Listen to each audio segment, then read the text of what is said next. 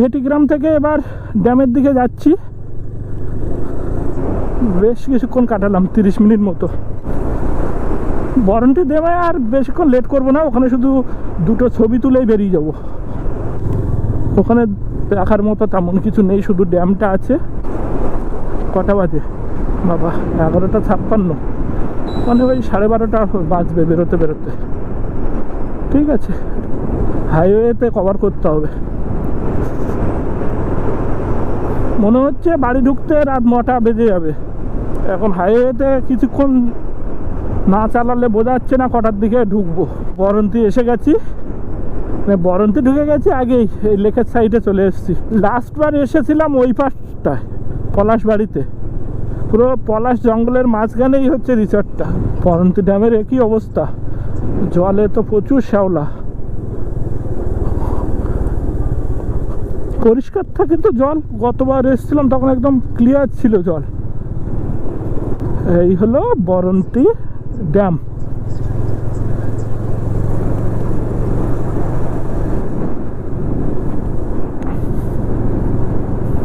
জলও কম, প্রচুর শ্যাওলা। এই দেখো কালো কালো, ভালো লাগছে না একদম। ড্যামটার ওই মাথা অবধি যাই, তারপরে বেরোনোর রাস্তা দেখতে হবে। এই বরন্তি ড্যামে হচ্ছে বিকালবেলাটা খুব সুন্দর লাগে, সানসেটের টাইমটা। বরন্তি ড্যামটা একবার হচ্ছে মোবাইলের ক্যামেরায় দেখো। এই হলো ড্যাম, জলটা একদম নীল থাকে, কিন্তু কচুরিপানা তো অতটা ভালো লাগছে না, আর জলও কম।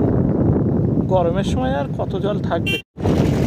গত বছর সানসেটের ছবি খুব সুন্দর পেয়েছিলাম এখানে। এই জায়গায় এই দুটো পাহাড়ের মাঝখানে একদম সানসেট হয়, দারুণ লাগে তখন। ড্যামের দুই মাথায় প্রচুর রিসর্ট রয়েছে, তবে বেশি রিসর্ট হচ্ছে এই পাশে, এই সাইডটা। গত বছর এসে এখানে ছিলাম।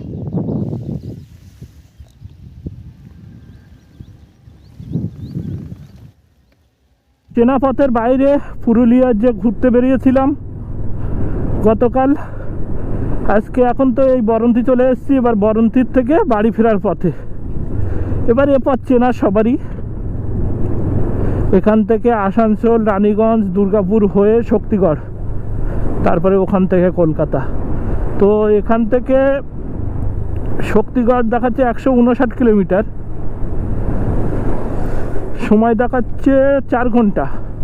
এখন বাজে হচ্ছে 1টা, 5টার দিকে শক্তিগড় ঢুকবো বলছে। এই বরন্তির কাছেই রয়েছে মাইথন ড্যাম। গতবার মাইথন হয়ে বরন্তি ঢুকেছিলাম, এবার আর গেলাম না। মাইথনেও অনেকবার ঘোরা, ওই কাছাকাছি আসলে যেতে ইচ্ছা হয়। এবার থাক, এবার আর যাব না।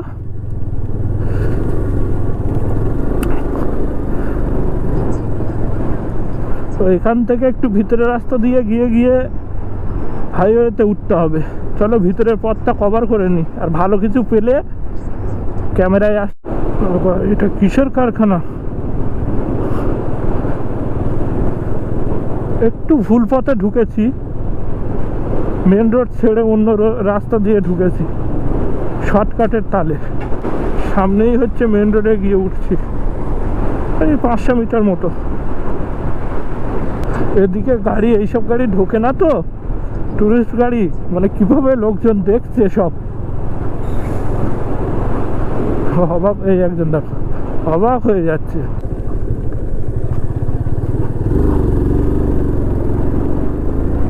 মেন রোড পেয়ে গেছে।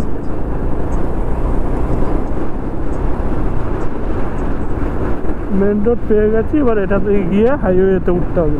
এখন বাজে 1:30। বরন্তি থেকে 27 কিলোমিটার আসার পরে হাইওয়ে পেলাম। তো এখান থেকে 2.5 ঘন্টা বলছে হচ্ছে শক্তিগড়। 131 কিলোমিটার। এখন দেখা যাক, 4:30 টার্গেট রেখেছি, কটায় ঢুকি। তো চলো কিছুটা পথ কভার করে নিই, তারপরে কথা হবে। বরন্তি থেকে এখনো অবধি চালালাম 110 কিলোমিটার, আর এখান থেকে শক্তিগড় 50 কিলোমিটার। তো ভাবছি একেবারে শক্তিগড়ে গিয়েই দাঁড়াবো। গুগল ম্যাপ অনুযায়ী টাইম দেখাচ্ছে 4টের সময় ঢুকে যাবো এইভাবে চালালে। আর একেবারে 50 কিলোমিটার টেনে দিই, দাঁড়ানোর আর কোনো দরকার নেই। এতক্ষণ অবধি ঠিকঠাক ছিল, এইবার ডাইভারশন শুরু হয়ে গেছে, পরপর ডাইভারশন পাচ্ছি। তাও ডাইভারশন একটু কমেছে, আগে অনেক ডাইভারশন ছিল। ও 4টের সময় যদি ঢুকে যাই 30 মিনিট মতো ওখানে থাকবো শক্তিগড়ে, আর ওখান থেকে 50-60 কিলোমিটার হচ্ছে ডানকুনি।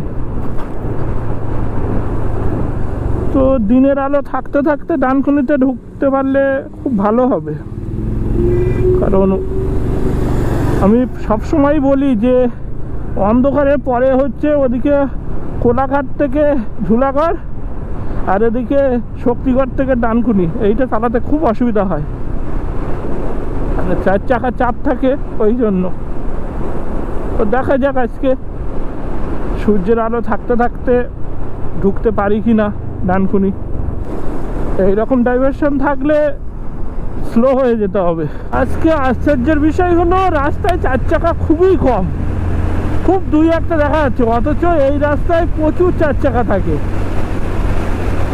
তো শক্তিগড় থেকে এখনো অবধি 34-35 কিলোমিটার মতো চালিয়েছি, ডানকুনি আর 35 কিলোমিটার বাকি। রাস্তা তো অনেক ফাঁকা আছে, ডাইভারশন থাকলেও ফাঁকা রাস্তা, ভালোই চালানো যাচ্ছে। ওয়েদারটা ভালো বলে কোনো টায়ার্ড হয়নি, আর গতকাল রাতে একদম ঠিকঠাক ঘুমিয়েছি। আজকে রোদ্দুর বেরোলেও সেই গরম এখনো দিইনি, এখনো ঠান্ডা ঠান্ডা ভাব আছে একটা হালকা। তবে গতকাল ছিল ঠান্ডা, মনে থাকবে আমার, যেমন ঠান্ডা তেমন কুয়াশা। গতকাল ঝালদাতে যে হোটেলটায় ছিলাম সেটা ভাড়া নিয়েছিল 600 টাকা, অনেক কমে হয়ে গেছে। খুব একটা ভালো কোয়ালিটি না, মানে বেডটা ভালো ছিল, রুমটাও ভালো, ওয়াশরুমটা অতটা পরিষ্কার ছিল না, কিন্তু ওই এখন মানুষের চলে যায় আর কি, ছেলেদের। আর খাওয়ার ব্যবস্থাও ওখানে ছিল না, ওরাই খাবার বাইরে থেকে এনে দিয়েছিল। ভালো, হোটেলটা ভালো ছিল, মানে ব্যবহার ভালো ছিল, বা গাড়িটাও ভালো জায়গায় ছিল, ভিতরে রাখার জায়গা ছিল। হোটেল ভালো, সব বাঘমুন্ডিতে, রিসর্ট হোটেল সব বাঘমুন্ডিতে আছে। তো থাকা আমি ধরে রেখেছিলাম 800 থেকে 1000, তো সেটা অনেক কমে হয়ে গেল 600 টাকা। খরচ হলো 2000 টাকা তেল, 600 টাকা থাকা, আর যাওয়ার দিন দুপুরে ভাত খেয়েছি 120 টাকা, আর সকালে ব্রেকফাস্ট ছিল 25 টাকা, আর রাতে ছিল 100 টাকা খাওয়া। আর আজকে সকাল থেকে খরচ হয়েছে বলতে, বর্ধমানে এসে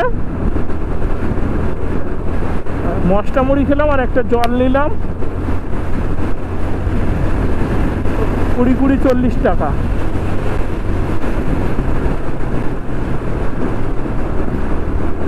এই হচ্ছে আমার ট্রিপের খরচ। ওই এদিক ওদিক করে 3200-3300 টাকা মতো হয়েছে, এতটা এরিয়া কভার করলাম। তো যা হবে আমার হিসাবে 900 কিলোমিটার মতো। তো সূর্যের আলো থাকতে থাকতে ডানকুনি টোল প্লাজায় চলে এসেছি। এখন বাজে 5:35। গুগল বাবাজি যা বলে তাই করে, সেই সময় ঢুকিয়ে দিয়েছে।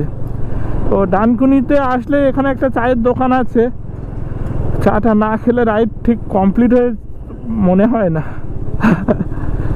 সব রাইডাররাই এসে খায় এখানে, যারা এই পথ দিয়ে যায়। এখানে বাম সাইডে দোকানটা, এই যে। তো চলো চা খেয়ে নিই, তারপরে আবার কথা হচ্ছে।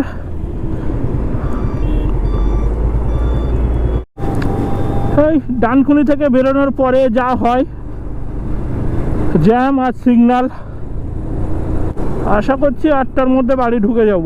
এই রাস্তায় প্রচুর কাজ হচ্ছে, প্রচুর কাজ হচ্ছে, মানে এটা শেষ হওয়ার কথা ছিল 2024-এ, তো সেটা বাড়িয়ে আরও 2 বছর করেছে, 26-এ শেষ হবে। তো এই রাস্তা যা কাজ চলছে দেখে মনে হচ্ছে বিশাল রাস্তা হবে। তো যা দেখলাম, আমি তো এই লাস্ট কয়েকটা রাইডে রাত্রের দিকে বেরোচ্ছি 2-3টের সময়, কিন্তু এই দিকে আসতে গেলে এই বর্ধমান সাইড দিয়ে যেতে গেলে রাত 2-3টের সময় বেরোলে চাপ হয়ে যাবে। খড়গপুরের ওদিকে যেতে তেমন কোনো প্রবলেম হয় না, বড় রাস্তা, উল্টো দিকে লাইটগুলো কোনো চোখে পড়ে না। কিন্তু এই রোডে হচ্ছে যেতে গেলে উল্টো দিকের লাইটগুলো চোখে পড়বে, একদম এগোনো যাবে না। আর হেলমেট খুলে তো চালানোই যায় না। এই রাস্তায় যারা রাত্রে আসবে এদিকে ভাবনা চিন্তা করে এসো, মানে যাদের প্রবলেম হয় রাতে চালাতে। আমার তো রাতে চালাতে প্রবলেম হয় এমনি, কিন্তু খড়গপুরের ওই রাস্তাটায় কোনো অসুবিধা হয় না। ডানকুনি থেকে বেরোনোর পরে লেখা দেখবে যে কলকাতা, তো যারা বালি ব্রিজ ধরবে তারা ওই রুটটা নেবে, মানে বাম দিকে, আর সোজা যাচ্ছে খড়গপুরের দিকে। তো আমরা যেহেতু বিদ্যাসাগর সেতু ধরবো, আমরা সোজা বেরিয়ে যাব, আমরা বাম দিকে যাব না। এই যে এখান থেকে কাটছে, যারা বালির দিকে যাবে, বালি ব্রিজ পার হয়ে যাবে, তারা এইটা দিয়ে যাবে। এই জায়গাটা প্রচুর জ্যাম হয়, আজকে দেখছি ফাঁকা।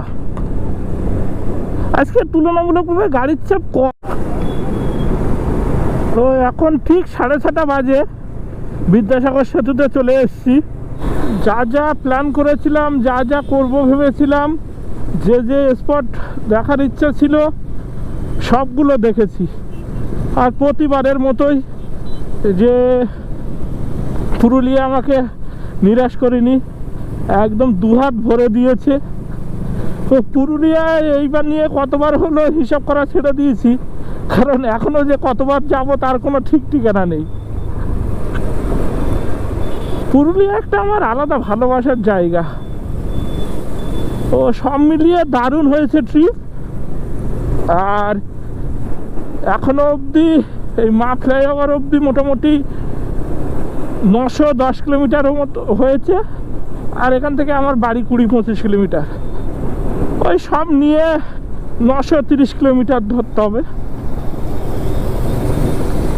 তো রাইডে কোথাও কোনো প্রবলেম হয়নি, সব ঠিকঠাক হয়েছে, দারুণ ঘুরেছি।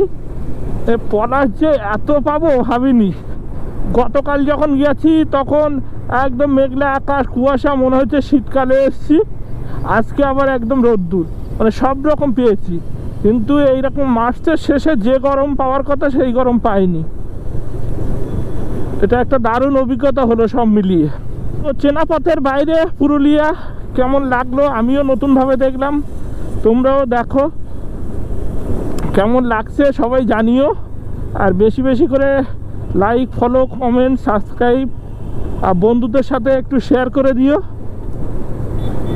আর ব্লগ কেমন হচ্ছে সবাই জানিও। ও প্রতিবারের মতো এই মা ফ্লাইওভারে শেষ করছি রাইড, মানে রাইড শেষ করছি না, ব্লগ শেষ করছি। সবাইকে টাটা, ভালো থেকো। আবার দেখা হবে কোনো নতুন ব্লগে, নতুন পথে, নতুন জায়গায়।